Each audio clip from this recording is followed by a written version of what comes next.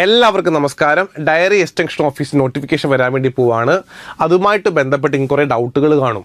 കഴിഞ്ഞ തവണത്തെ cut off mark എത്രയായിരുന്നു, എത്ര പേര് മെയിൻ ലിസ്റ്റ് ഉണ്ടായിരുന്നു, എത്ര പേർക്ക് ജോലി കിട്ടി, എന്തായിരുന്നു സിലബസ്, അതുമായി ബന്ധപ്പെട്ട എല്ലാ കാര്യങ്ങളും നമുക്ക് ഈ വീഡിയോ ചർച്ച ചെയ്യാം. ആദ്യം മുതൽ അവസാനം വരെ വീഡിയോ കാണാൻ ശ്രമിക്കുക. നമുക്ക് നോക്കാം. ഇപ്പോൾ നിങ്ങൾ കാണുന്നത് കഴിഞ്ഞ തവണത്തെ നോട്ടിഫിക്കേഷനാണ്. 2021 വന്ന നോട്ടിഫിക്കേഷൻ. ഡയറി ഡെവലപ്മെൻറ്റ് ഡിപ്പാർട്ട്മെൻറ്റിലേക്കുള്ള ഡയറി എക്സ്റ്റൻഷൻ ഓഫീസർ എന്നാണ് നമ്മുടെ പോസ്റ്റിൻ്റെ പേര്.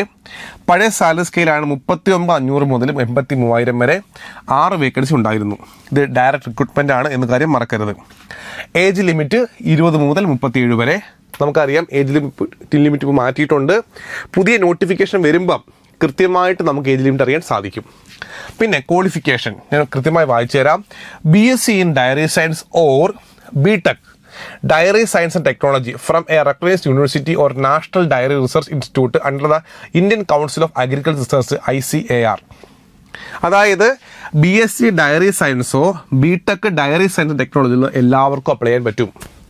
BSc ആകട്ടെ BTech ആകട്ടെ, എവിടെ ആയിരിക്കണം? അത് ഡയറി സയൻസ് ആയിരിക്കണം. ഓക്കെ, ഇനി എന്തൊക്കെയാണ് പഠിക്കേണ്ടത് അത് കൃത്യമായിട്ട് ഞാൻ പറഞ്ഞുതരാം. നമ്മൾ ഒന്നും കാണാതെ പഠിക്കേണ്ട, കൃത്യമായ സിലബസ് നമ്മുടെ മുമ്പിലുണ്ട്.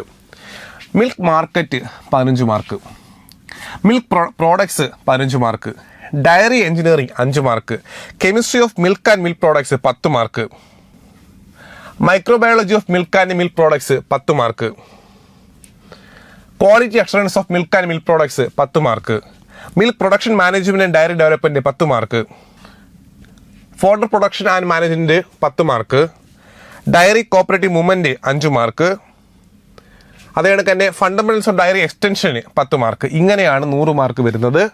അപ്പോൾ സിലബസ് നമ്മുടെ കയ്യിലുണ്ട്. ആ സിലബസ് അനുസരിച്ച് വേണം പഠിപ്പിക്കാനായിട്ട്. ഞങ്ങൾ ഫോളോ ചെയ്യാൻ പോകുന്നത് കഴിഞ്ഞ സിലബസ് തന്നെയാണത്.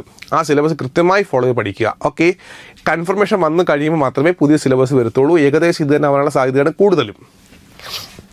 അടുത്ത് നോക്കാൻ പോകുന്നത് കഴിഞ്ഞ തവണത്തെ എന്താണ് റാങ്ക് ലിസ്റ്റാണ്.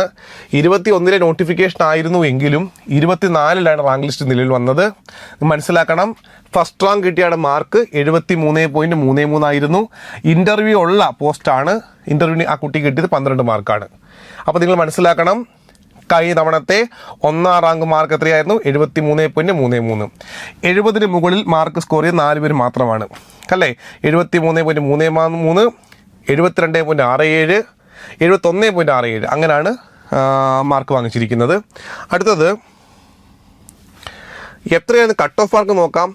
62. അതായത് മെയിൻ ലിസ്റ്റുള്ള ആൾക്കാരാണ് 62. അതിൽ കട്ട് ഓഫ് മാർക്ക് 58. 58 മാർക്കിന് മുകളിലുള്ള എല്ലാവരും മെയിൻ ലിസ്റ്റ് വന്നിട്ടുണ്ട്. Cut off mark 58. ടോട്ടൽ ആൾക്കാരാണ് എത്രയാണ്? 62. ഇനി എത്ര പേർക്ക് അഡ്വൈസ് കൊടുത്ത് നോക്കാം. ഏകദേശം 51 പേർക്ക് അഡ്വൈസ് കൊടുത്തിട്ടുണ്ട്. അതിൽ OC 40 പേർ കൊടുത്തിട്ടുണ്ട്, ഈഴവ 39 പേർക്ക്, SC 56 പേർക്ക്. അങ്ങനെ കൃത്യമായിട്ട് ഓരോ റിസർവേഷൻ കണക്ക് വരെ പറയുന്നുണ്ട്.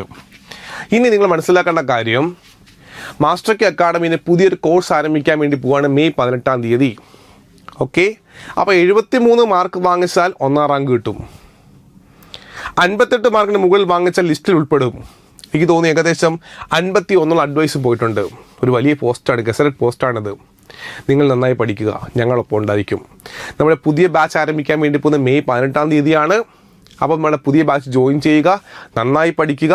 സിസ്റ്റമാറ്റിക്കായിട്ട് ഞങ്ങൾ പഠിപ്പിക്കും. ഓരോ വീക്കിലും പഠിക്കാൻ ടോപ്പിക്ക് നൽകും. വീക്കിലി എക്സാം ഉണ്ടാകും.